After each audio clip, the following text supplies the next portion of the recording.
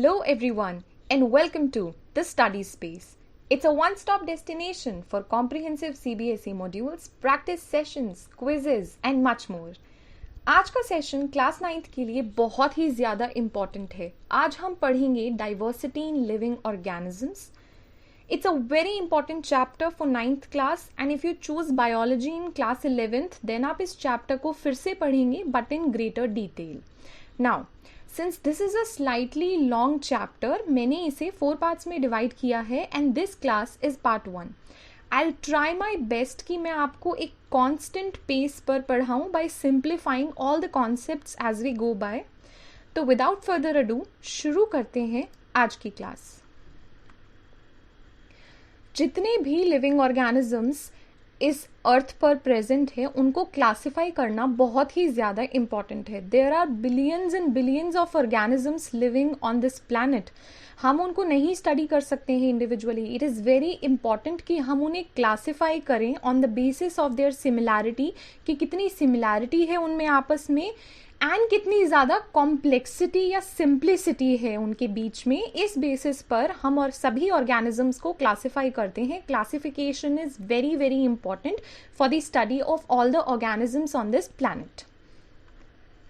Biodiversity या biological diversity से आप क्या समझते हैं? इसका मतलब है जितने भी लिविंग ऑर्गेनिजम्स एक पर्टिकुलर रीजन में रह रहे हैं. There are about 20 lakh organisms known on this earth, जो कि एक दूसरे से बहुत ही ज़्यादा डिफर करते हैं अपने एक्सटर्नल फॉर्म में, अपने इंटरनल स्ट्रक्चर में, उनके मोड ऑफ न्यूट्रिशन में, वो किस हैबिटेट पे रहते हैं, etcetera etcetera. There are so many basis जिस पर ऑर्गेनिजम्स एक दूसरे से वेरी करते हैं. And when I say 20 lakh organisms then that means these are the ones जो कि ऑलरेडी डिस्कवर किए जा चुके हैं, but there are billions that we still have not discovered, जो कि अभी तक नहीं जाने गए हैं.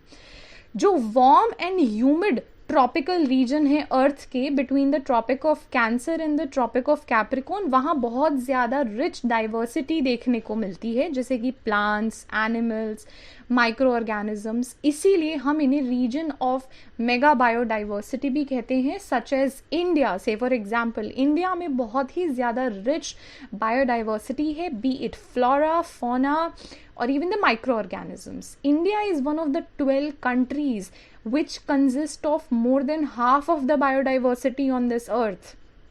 Next up is taxonomy. Taxonomy क्या होता है? It is a branch of biology जिसमें ऑर्गेनिजम्स को आइडेंटिफाई किया जाता है, नोमेनक्लेचर यानी कि उनको नाम दिया जाता है, उनकी नेमिंग की जाती है एंड उन्हें क्लासिफाई किया जाता है on the basis of similarities. तो टेक्सोनॉमी सबसे पहले इसका जो कॉन्सेप्ट है वो लेकर आए थे कैरोलस लिनियस. इसीलिए कैरोलस लिनियस को फादर ऑफ टेक्सोनॉमी कहा जाता है. सबसे पहले ऑर्गेनिजम्स को on the basis of there similarities classify करने की कोशिश कैरोलस लिनियस ने की थी.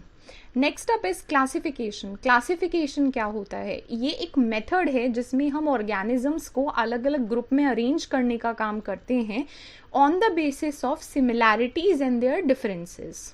ऑलराइट, तो क्लासिफिकेशन करना ज़रूरी क्यों है? इससे जो वाइड वैरायटी ऑफ ऑर्गेनिजम्स इस अर्थ को इनहैबिट करते हैं उनकी स्टडी करना बहुत ज़्यादा आसान हो जाता है. हम इससे ये भी समझ सकते हैं कि किस तरीके से सारे के सारे ऑर्गेनिजम्स इवॉल्व हुए ओवर टाइम. जब हम ग्रुपिंग करेंगे सारे ऑर्गेनिज्म तो देखेंगे कि कुछ ऑर्गेनिजम्स बहुत ही ज़्यादा सिंपल है जबकि कुछ बहुत ज़्यादा कॉम्प्लेक्स है, जैसे कि ह्यूमंस. तो कहीं ना कहीं एवोल्यूशन तो हुआ है ना. पहले के टाइम पर बहुत ज़्यादा सिंपल ऑर्गेनिजम्स हुआ करते थे, धीरे धीरे एवोल्यूशन हुआ, चेंजेस आए एंड अल्टीमेटली कॉम्प्लेक्स ऑर्गेनिजम्स जो हैं उनकी फॉर्मेशन हुई. तो जब हम क्लासिफाई करते हैं तो इससे हमें एवोल्यूशन का भी पता चलता है कि किस तरीके से डिफरेंट ऑर्गेनिजम्स इवॉल्व हुए हैं ओवर टाइम. इससे हमें ऑर्गेनिज्म के जो डिफरेंट ग्रुप्स हैं उनकी आपस में रिलेशनशिप्स के बारे में भी पता चलता है कि कैसे वो एक दूसरे से रिलेटेड हैं, कौन से फीचर्स इनके बीच में सिमिलर हैं.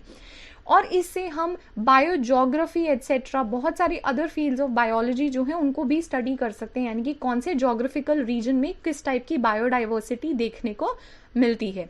So these are all the points about importance of classification. Moving on to the basis of classification. बहुत सारे फीचर्स होते हैं जिसके बेसिस पर हम ऑर्गेनिजम्स को क्लासीफाई कर सकते हैं.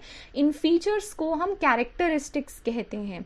जिन ऑर्गेनिजम्स के सिमिलर कैरेक्टरिस्टिक्स होते हैं उनको एक ग्रुप में प्लेस कर दिया जाता है. तो क्लासिफिकेशन सिस्टम, क्लासिफिकेशन करने की कोशिशें जो हैं वो 17th सेंचुरी से चलती आ रही हैं. सबसे पहले कैरलस लिनियस लेकर आए थे द 2 किंगडम क्लासिफिकेशन सिस्टम, और इसमें इन्होंने सिंपली अर्थ पर जितने भी लिविंग ऑर्गेनिजम्स होते हैं उनको 2 ग्रुप्स में डिवाइड कर दिया, पहला प्लांट्स और दूसरा animals. So this is called as the 2 kingdom system of classification, जो कि लेकर आए थे कैरलस लिनियस इन 1758. फिर 1959 में विटेकर लेकर आए 5 किंगडम क्लासिफिकेशन. 5 किंगडम क्लासिफिकेशन में उन्होंने क्या किया, उन्होंने 5 किंगडम बनाई. ये 5 किंगडम थी Monera, protista, fungi, Plantae and animalia. फिर इसके कुछ साल बाद कार्ल वॉइसी जो थे उन्होंने मोनेरा को फर्दर डिवाइड किया इनटू आर्की बैक्टीरिया या आर्की एंड यू बैक्टीरिया. अब बात करते हैं हायरार्की ऑफ क्लासिफिकेशन के बारे में. तो लिनियस ने जब प्रपोज करा था अपना क्लासिफिकेशन सिस्टम, तो उसके अकॉर्डिंग ऑर्गेनिजम्स को अरेंज करना होता था into taxonomic groups at different levels according to the characteristics they have. तो ये ग्रुप्स टॉप से लेकर के बॉटम पर आपके सामने है स्क्रीन पे. सबसे पहले आता है किंगडम. हम किंगडम्स में डिवाइड कर रहे हैं ऑर्गेनिजम्स को. मान लीजिए जैसे कि लिनियस ने डिवाइड करा था इनटू 2 किंगडम्स जो कि थी प्लांट्स और एनिमल्स. तो मान लीजिए प्लांट एक किंगडम है, तो अब उसके अंदर बहुत सारी डिविजन्स होंगी. यहाँ पर ध्यान रखिए फाइलम वर्ड हम इस्तेमाल करते हैं एनिमल्स के लिए and division is the word that we use for plants. तो अगर हम किंगडम ऑफ प्लांट की बात कर रहे हैं तो अब उसके अंदर बहुत सारी डिविजन्स होंगी. अब हर डिविजन के अंदर बहुत सारी क्लासेस होंगी, क्लासेस के अंदर बहुत सारे ऑर्डर्स होंगे, हर ऑर्डर में फैमिलीज होंगी एंड हर फैमिली में एक जीनस होगा और हर जीनस में फिर बहुत सारी स्पीशीज होंगी. तो इस तरीके से एक हायरार्की जो है क्लासिफिकेशन की वो बन रही है यहाँ पर. ये हायरार्की ऑफ क्लासिफिकेशन को लर्न करने के लिए मैंने आपको एक निमोनिक प्रोवाइड किया है स्क्रीन पर. The mnemonic that you have to learn is King Philip came over from Great Spain. तो सबका फर्स्ट इनिशियल लेटर जो है आप उस पर फोकस कीजिए. K for kingdom, P for phylum, C for class, O for order, F for family, G for genus and S for species. So King Philip came over from Great Spain and this is how you have to learn the hierarchy of classification. ठीक है, आगे बढ़ते हैं. Species. Species क्या होता है? Species is a group of living organisms which can reproduce among themselves and keep their population alive. This is the simplest definition of species that you can find. Similar organism which can reproduce among themselves. Say for example, I'm talking about chimpanzees. Can chimpanzees reproduce with other animals such as bears or orangutans? No. So species is a group of living beings which can reproduce among themselves and keep their population alive. A very simple definition. तो अब हम classification यहाँ से देखते हैं. हमारे पास organisms है. Organisms को हम क्लासिफाई कर सकते हैं into prokaryotes and eukaryotes. Cairo से आप क्या समझते हैं? कैरियो का मतलब होता है न्यूक्लियस. तो जो प्रोकैरियोट्स होते हैं उनके पास में न्यूक्लियस नहीं होता है, जबकि यूकैरियोट्स, यू का मतलब होता है true. Eukaryotes are those organisms जिनके पास में एक ट्रू न्यूक्लियस प्रेजेंट होता है. जैसा कि आपको पता है प्रोकैरियोट्स में न्यूक्लियस नहीं होता है, यूकैरियोट्स में न्यूक्लियस होता है. तो प्रोकैरियोट्स में हम कौन सी किंगडम को यहाँ प्लेस कर रहे हैं? Kingdom Monera. ऑलराइट, अब आ जाते हैं यूकैरियोट्स. यूकैरियोट्स हैं वो ऑर्गेनिजम्स जिनके पास में अपना खुद का न्यूक्लियस प्रेजेंट है और इनको हम फर्दर डिवाइड कर सकते हैं into unicellular and multicellular. Unicellular से आप क्या समझते हैं? एक ऐसा ऑर्गेनिज्म जो कि सिंगल सेल से बना है, जैसे कि amoeba. Amoeba is a good example. Amoeba is a unicellular organism. ठीक है. उसके बाद हमारे पास अगला आ जाता है मल्टी सेल्यूलर ऑर्गेनिज्म। तो मल्टी सेल्यूलर ऑर्गेनिज्म वो होते हैं जिनमें बहुत सारे सेल्स प्रेजेंट होते हैं, जैसे कि हम ह्यूमंस, हमारी body is made up of billions and billions of cells, हम मल्टी सेल्यूलर ऑर्गेनिजम्स हैं। यूनिसेल्यूलर ऑर्गेनिजम्स के अंदर हम किंगडम प्रोटिस्टा को प्लेस करेंगे। ये प्रोटिस्ट एनिमल्स जो होते हैं ये यूनिसेल्यूलर होते हैं, बट इनके पास में अपना खुद का एक ट्रू न्यूक्लियस प्रेजेंट होता है। अब प्रोटिस्ट वो होते हैं जिनके पास में अब सेल वॉल प्रेजेंट होती है, ठीक है। अब सेल वॉल तो प्रेजेंट है, जो फोटोसिंथेसिस परफॉर्म कर सकते हैं वो आते हैं किंगडम प्लांटे में। जिनके पास सेल वॉल तो है बट वो फोटोसिंथेसिस नहीं परफॉर्म कर सकते वो आते हैं किंगडम फंजाई में। Coming back to the multicellular organism, multicellular organisms के पास सेल वॉल नहीं प्रेजेंट है, they do not have a cell wall, तो वो एनिमेलिया में आते हैं। ये बहुत ही ज़्यादा प्रिमिटिव, बहुत पहले की क्लासिफिकेशन है, but yes it clears the concept very well. इससे हमें काफ़ी चीज़ें समझ में आ रही हैं कि ऑर्गेनिजम्स हैं, ऑर्गेनिजम्स को हम डिवाइड कर सकते हैं into prokaryotes and eukaryotes. Prokaryotes वो हैं जिनके पास खुद का न्यूक्लियस नहीं होता है सेल के अंदर, उसमें आते हैं Monera.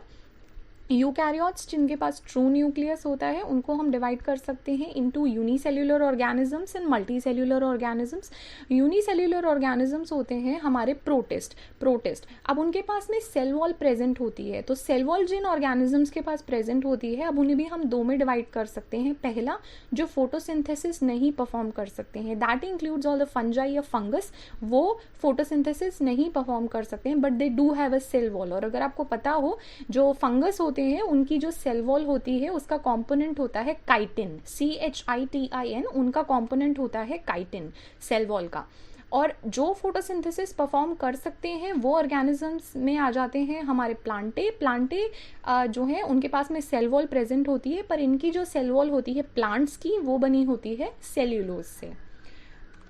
Next is the major characteristics जिनको हम ध्यान में रखते हैं for classifying all the organisms into the 5 kingdoms, वो क्या है। सबसे पहला, किस टाइप की सेल्यूलर ऑर्गेनाइजेशन है। तो जैसे कि प्रोकैरियोटिक सेल्स के बारे में बात करते हैं, प्रोकैरियोटिक सेल्स बहुत ज़्यादा प्रिमिटिव है। जो अर्थ की जब फॉर्मेशन हुई थी आफ्टर द बिग बैंग, जब अर्थ की फॉर्मेशन हुई थी उस दौरान जो सबसे पहले प्रिमिटिव इनकम्प्लीट सेल्स आए थे जिनके पास कोई वेल डिफाइंड न्यूक्लियस नहीं होता है, वो कहलाते हैं प्रोकैरियोटिक सेल्स। यूकैरियोटिक सेल्स क्या होते हैं। यूकैरियोटिक सेल्स एडवांस्ड होते हैं, कंप्लीट सेल्स होते हैं, इनका अपना एक वेल डिफाइंड न्यूक्लियस होता है। सेकेंड बेसिस से या सेकेंड मेजर कैरेक्टरिस्टिक है बॉडी ऑर्गेनाइजेशन, की इनकी बॉडी की ऑर्गेनाइजेशन कैसी है। उस बेसिस पर दो आते हैं हमारे सामने। पहला यूनिसेल्यूलर ऑर्गेनिज्म, ऐसे organism which are made up of a single cell जो कि सारी की सारी एक्टिविटीज परफॉर्म करने का काम करता है। Multicellular organism, multicellular organisms वो ऑर्गेनिजम्स हैं which are made up of a large number of cells, और सभी सेल्स को डिवाइड कर दिया गया और वो अलग अलग फंक्शंस परफॉर्म करने का काम कर रही हैं। थर्ड कैरेक्टरिस्टिक जिस पर फोकस किया जाता है वाइल क्लासिफाइंग ऑर्गेनिजम्स वो है कि ऑर्गेनिजम्स का मोड ऑफ ऑब्टेनिंग फूड क्या है, वो खाना कैसे ऑब्टेन करते हैं। पहला ऑटोट्रॉफ्स, ऑटोट्रॉफ्स वो ऑर्गेनिजम्स होते हैं जो कि अपना खाना खुद बनाते हैं by the process of photosynthesis. Example plants या साइनोबैक्टीरिया जिन्हें हम ब्लू ग्रीन एल्गी भी कहते हैं। बी हेट्रोट्रॉफ्स, हेट्रोट्रॉफ्स वो ऑर्गेनिजम्स होते हैं जो कि अपने खाने के लिए दूसरे ऑर्गेनिजम्स पर डिपेंडेंट होते हैं। तो जैसा कि आप यहाँ क्लासिफिकेशन में देख सकते हैं, क्लासिफिकेशन में कैसे डिवाइड किया है ऑर्गेनिजम्स को। मोनेरा, पहले मोनेरा में डिवाइड किया था विटेकर ने, बट फिर कार्ल वॉइसी ने मोनेरा को भी फर्दर दो में डिवाइड कर दिया था। पहला आर्कीबैक्टीरिया यूनिसेल्यूलर है, प्रोकैरियोटिक है। दूसरा यूबैक्टीरिया, ये भी यूनिसेल्यूलर है और प्रोकैरियोटिक है।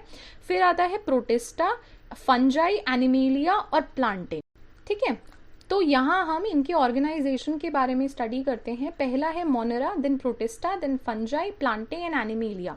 अगर हम ऑर्गेनाइजेशन इनसाइड द सेल देखें तो मोनेरा सारे के सारे प्रोकैरियोट्स होते हैं, प्रिमिटिव ऑर्गेनिजम्स होते हैं। प्रोटिस्ट जो हैं ये यूकैरियोट्स होते हैं, इनके पास कुछ कुछ अपेंडेजेस फिर भी आ गई हैं, मतलब बिल्कुल ही प्रिमिटिव नहीं है। कुछ स्पेशलाइज्ड फंक्शन हमें इनके अंदर देखने को मिलते हैं। जैसे प्रोटिस्ट में फॉर एग्जाम्पल हम बात कर रहे हैं ऐसे ऑर्गेनिजम्स के जिनके पास में फ्लैजेला प्रेजेंट है या सीलिया प्रेजेंट है। फंजाई जो है वो भी यूकैरियोट्स होते हैं, प्लांटे भी यूकैरियोट्स होते हैं और एनिमल भी यूकैरियोट्स होते हैं, यानी कि इन सब के पास में एक ट्रू न्यूक्लियस प्रेजेंट है, जबकि मोनेरा के पास में ट्रू न्यूक्लियस नहीं होता है। ऑर्गेनाइजेशन ऑफ सेल्स कैसा है इनकी बॉडी में, मोनेरा जो है वो यूनिसेल्यूलर होते हैं, प्रोटिस्टा भी यूनिसेल्यूलर होते हैं। फंजाई इनिशियली यूनिसेल्यूलर होते हैं बट बाद में in later stages of their life वो मल्टीसेल्यूलर बन जाते हैं। Plants and animals are multicellular. वो अपना खाना कैसे ऑब्टेन करते हैं, some of them are autotrophs, जैसे कि blue green algae. Blue green algae का दूसरा नाम है cyanobacteria, remember this, blue green algae are also called as cyanobacteria. तो साइनोबैक्टीरिया या ब्लू ग्रीन एल्गी तो फोटोसिंथेसिस परफॉर्म करते हैं, यानी कि वो ऑटोट्रॉफ्स हैं, but majority of the Monera जो हैं वो ऑटोट्रॉफ्स नहीं होते हैं, वो हेटेरोट्रॉफ्स होते हैं, वो खाने के लिए दूसरों पर डिपेंडेंट होते हैं। प्रोटिस्टा, प्रोटिस्टा में ऑटोट्रॉफ्स भी आते हैं और हेटेरोट्रॉफ भी आते हैं। फंजाई मेनली हेटेरोट्रॉफ होते हैं, वो डीकम्पोजर्स होते हैं या पैरासिटिक होते हैं। प्लांटे ऑटोट्रॉफ्स होते हैं, सारे के सारे प्लांट्स फोटोसिंथेसिस परफॉर्म करते हैं, वो अपना खाना खुद बनाते हैं। एनिमल्स हेटेरोट्रॉफ्स होते हैं, अपना खाना खुद नहीं बना सकते हैं, हम प्लांट्स पर डायरेक्टली या इनडायरेक्टली या दूसरे एनिमल्स पर डिपेंडेंट होते हैं। Next is presence of cell wall. Monera में कुछ के पास सेल वॉल होता है, कुछ के पास नहीं होता है। प्रोटिस्टा में only some have a cell wall. Fungi में सेल वॉल होती है और ये सेल वॉल बनी होती है of a complex carbohydrate called as chitin. Plantae के पास सेल वॉल होती है बट ये सेल वॉल बनी होती है सेल्यूलोज से, और एनिमल्स के पास कोई सेल वॉल नहीं होती है। अब इनके एग्जाम्पल्स अगर हम देखते हैं तो मोनेरा में आप लिख सकते हैं ब्लू ग्रीन एल्गी या साइनोबैक्टीरिया, बैक्टीरिया, माइकोप्लाज्मा। प्रोटिस्ट के एग्जाम्पल आ जाते हैं protozoans, diatoms, golden algae. Fungi का example mushroom, rhizopus, bread mould, penicillium, ये सब होते हैं। प्लांट्स में तो of course plants are the example, flowering plants या मॉसेस। एंड एनिमल्स में इंसेक्ट्स, रेप्टाइल्स, एम्फीबियंस, ह्यूमंस, हम सब आते हैं एनिमेलिया में। तो नोमेनक्लेचर की अगर हम बात करें तो ऑर्गेनिज्म को अलग अलग लैंग्वेज में अलग अलग नाम दिया जाता है। हम हिंदी में चिड़िया कहते हैं, इंग्लिश में हम उसे बर्ड कह देते हैं, किसी और लैंग्वेज में कुछ और कहा जाता होगा। तो इस तरीके से किसी भी ऑर्गेनिज्म के बहुत सारे वर्नेक्यूलर नेम्स हो सकते हैं। तो हर लैंग्वेज में अगर इसका अलग अलग नाम है तो ऐसे तो कम्युनिकेशन करना आपस में और स्टडी करना ऑर्गेनिजम्स को बहुत ही ज़्यादा डिफ़िकल्ट हो जाएगा। तो इसीलिए एक साइंटिफिक नाम होना बहुत ही ज़्यादा ज़रूरी है जो कि सब लैंग्वेजेस में सेम रहे। तो बाइनोमियल नोमेनक्लेचर जो है, binomial, remember this term, binomial nomenclature का जो सिस्टम है, this was given by Carolus Linnaeus the father of taxonomy. And इससे हम सारे के सारे ऑर्गेनिजम्स की नेमिंग करते हैं इस सिस्टम को फॉलो करते हुए। तो इसमें कन्वेंशंस क्या हैं? सबसे पहली बात, हम जीनस लिखने का काम करते हैं, फिर हम स्पीशीज लिखते हैं। जीनस का जो फर्स्ट लेटर होता है वो कैपिटल होता है, जबकि स्पीशीज को हम स्मॉल लेटर्स में लिखने का काम करते हैं। अगर आप प्रिंट कर रहे हैं तो इटैलिक्स में प्रिंट करेंगे, अगर आप हैंड राइट कर रहे हैं तो आप उसे अंडरलाइन करेंगे। से फॉर एग्जांपल आप यहाँ पर देख रहे हैं ह्यूमंस, ह्यूमंस का साइंटिफिक नेम होता है होमो सेपियंस। तो होमो इज द जीनस, जीनस के अंदर बहुत सारी स्पीशीज आती है, हमारी स्पीशीज है सेपियंस, ठीक है। तो होमो का एच हमेशा कैपिटल रहेगा, सेपियंस में सब कुछ स्मॉल रहेगा। अगर हम इसे टाइप कर रहे हैं तो ये इटैलिक्स में प्रेजेंट होगा, बट अगर आप इसको मान लीजिए अपने एग्जाम में लिख रहे हैं, आप अपनी आंसर शीट में लिख रहे हैं, अपनी नोटबुक में लिख रहे हैं, तो वहाँ पर आप इसे इटैलिक्स में नहीं लिखेंगे, आप इसे अंडरलाइन करेंगे। ये चीज़, because you are a biology student, ये चीज़ आपको हमेशा ध्यान रखनी है कि जब भी आप साइंटिफिक नेम लिखते हैं आप उसे अंडरलाइन करेंगे, ठीक है। So Homo sapiens is the scientific name for humans and Panthera tigris for tiger. तो इस तरीके से जब नोमेनक्लेचर हो जाता है उसके बाद उसको किस तरीके से लिखना है साइंटिफिक नेम को, उसके कन्वेंशंस होते हैं। And I have told you the rules of how you have to write these. तो यहाँ पर आप फिर से देख लीजिए, this is the hierarchical naming of human. मैंने हायरार्किकल नेमिंग ऑफ ह्यूमन में आपको बताया था किंगडम, किंगडम के अंदर फाइलम, फाइलम के बाद क्लास, क्लास के अंदर बहुत सारे ऑर्डर्स होते हैं, ऑर्डर्स में फैमिली, फैमिली में जीनस, एंड जीनस में बहुत सारी स्पीशीज आती हैं। तो हम एक एग्जांपल लेकर चलते हैं ह्यूमन का। ह्यूमन कौन सी किंगडम में आता है? किंगडम एनिमेलिया है इसकी। अब एनिमेलिया के अंदर फाइलम्स होते हैं, नॉन कॉर्डेट्स एंड कॉर्डेट्स। तो हम कौन सी फाइलम में आते हैं? कॉर्डेट्स में। अब कॉर्डेट्स के अंदर क्लास होती हैं, क्लासेस इसके अंदर होती हैं Pisces, amphibians, reptiles, Aves and Mammalia. तो हम किस में आते हैं? मेमेलिया में। मेमेलिया के अंदर अब बहुत सारे ऑर्डर होते हैं। ह्यूमंस किस ऑर्डर में आते हैं? प्राइमेट्स में। प्राइमेट्स के अंदर बहुत सारी फैमिलीज होती हैं, तो हम किस फैमिली में आते हैं? होमिनिडे में। होमिनिडे के अंदर बहुत सारे फर्दर जीनस में डिवाइड किया गया है ऑर्गेनिजम्स को, तो हमारा जीनस क्या है? होमो। एंड होमो के अंदर फिर कुछ स्पीशीज आती हैं, तो हमारी पर्टिकुलरली स्पीशीज क्या है? Sapiens. So with this example I hope आप समझ गए हो कि hierarchical naming of every organism किस तरीके से की जाती है। अब हम किंगडम्स देखने का काम करेंगे। Focus on the 5 kingdom basis of classification. सबसे पहली किंगडम जिस पर हम फोकस करेंगे दैट इज मोनेरा। मोनेरा के बेसिक फीचर्स अगर हम देखें तो वो पहला आता है प्रोकैरियोट। प्रोकैरियोट का मतलब है कि इसके पास में एक वेल डिफाइंड न्यूक्लियस नहीं होता है। ये यूनिसेल्यूलर होते हैं, यानी कि सिंगल सेल्ड ऑर्गेनिजम्स होते हैं। ये ऑटोट्रॉफिक भी हो सकते हैं, हेट्रोट्रॉफिक भी हो सकते हैं। मे बी इनके पास सेल वॉल हो, मे बी ना हो। इसके कुछ एग्जाम्पल्स हैं, जैसे कि एनाबीना एंड बैक्टीरिया। बैक्टीरिया का इमेज आपके सामने है। बैक्टीरिया हेट्रोट्रॉफिक होते हैं। इसके अलावा another example is cyanobacteria. Cyanobacteria को ब्लू ग्रीन एल्गी भी कहते हैं, और ये प्लांट्स की तरह ऑटोट्रॉफिक होते हैं, यानी कि फोटोसिंथेसिस परफॉर्म करते हैं। So these are the basic features of Monera. अब हम बात करेंगे प्रोटिस्टा के बारे में। तो प्रोटिस्टा में बेसिक फीचर्स हैं कि वो यूकैरियोटिक होते हैं। याद कीजिए, मोनेरा प्रोकैरियोटिक होते हैं। किंगडम मोनेरा के पास में वेल डिफाइंड न्यूक्लियस नहीं होता है, बट प्रोटिस्टा में यूकैरियोटिक ऑर्गेनिज्म है, इनके पास अपना ट्रू न्यूक्लियस है, but they all are unicellular. Now they can be autotrophic, यानी कि अपना खाना खुद बना सकते हैं, या फिर कुछ ऐसे ऑर्गेनिजम्स भी होते हैं प्रोटिस्टा में जो अपना खाना खुद नहीं बना सकते, यानी कि वो हेट्रोट्रॉफिक हैं। इनमें से किसी के पास में सीलिया, फ्लैजेला या स्यूडोपोडिया हो सकता है फॉर लोकोमोशन। स्यूडोपोडिया आपको पता होगा, अमीबा के पास होता है for locomotion as well as for feeding. वो इन स्यूडोपोडिया का इस्तेमाल करके ही फीड करने का काम करता है। So amoeba is a very good example of protist. इसके अलावा यूग्लिना एंड पैरामीशियम भी इसी के एग्जाम्पल्स हैं। Next is the third kingdom. Kingdom 3 है फंजाई, या कुछ लोग इसे फंगाई प्रोनाउंस करते हैं। सो इसके बेसिक फीचर्स क्या हैं? पहला, ये यूकैरियोटिक है, यानी कि इनके पास में अपना एक ट्रू न्यूक्लियस प्रेजेंट है। ये मोस्टली मल्टी सेल्यूलर ऑर्गेनिज्म होते हैं, बट कुछ यूनिसेल्यूलर हो सकते हैं, जैसे कि yeast. Yeast is a good example. Yeast एक फंगस है, ये यूकैरियोटिक है, इसके पास अपना ट्रू न्यूक्लियस है, बट ये यूनिसेल्यूलर है, यानी कि it is made up of a single cell. अब हम अगर इनके सोर्स ऑफ फूड की बात करें तो मोस्टली ये सैप्रोफाइट्स होते हैं। सैप्रोफाइट से आप क्या समझते हैं? वो ऑर्गेनिज्म जो कि डेड डीकेइंग मटेरियल पर फीड करने का काम करते हैं। कुछ पैरासिटिक भी हो सकते हैं। पैरासिटिक का मतलब है किसी दूसरे होस्ट की बॉडी में रहना और उससे न्यूट्रिशन प्राप्त करना। कुछ सिम्बायोटिक रिलेशन में रहते हैं। सिम्बायोटिक रिलेशन का मतलब होता है जिसमें कि दो ऑर्गेनिज्म साथ रहने का काम करते हैं, जिससे या तो दोनों बेनिफिट कर रहे हैं या फिर एक बेनिफिट कर रहा है और दूसरे को कोई फर्क ही नहीं पड़ रहा है। तो सिम्बायोटिक रिलेशनशिप का एग्जाम्पल हम लाइकेंस पढ़ सकते हैं। लाइकेंस सिम्बायोटिक रिलेशनशिप होती है बिटवीन फंगाई एंड साइनोबैक्टीरिया। तो यानी कि जब फंगस और साइनोबैक्टीरिया साथ रहते हैं और दोनों बेनिफिट कर रहे हैं यहाँ पर, उसे हम लाइकन कहने का काम करते हैं। यहाँ फंगस जो है उसको फूड मिल रहा है from cyanobacteria, because cyanobacteria photosynthesis perform करने का काम करते हैं। You have to remember, blue green algae cyanobacteria photosynthesis perform करते हैं। तो फंजाई को अपना खाना मिल रहा है from cyanobacteria, and in return cyanobacteria को वाटर मिल रहा है फंजाई से, एंड प्रोटेक्शन फ्रॉम सनलाइट मिल रही है। एंड जो सेल वॉल है that is made up of chitin here.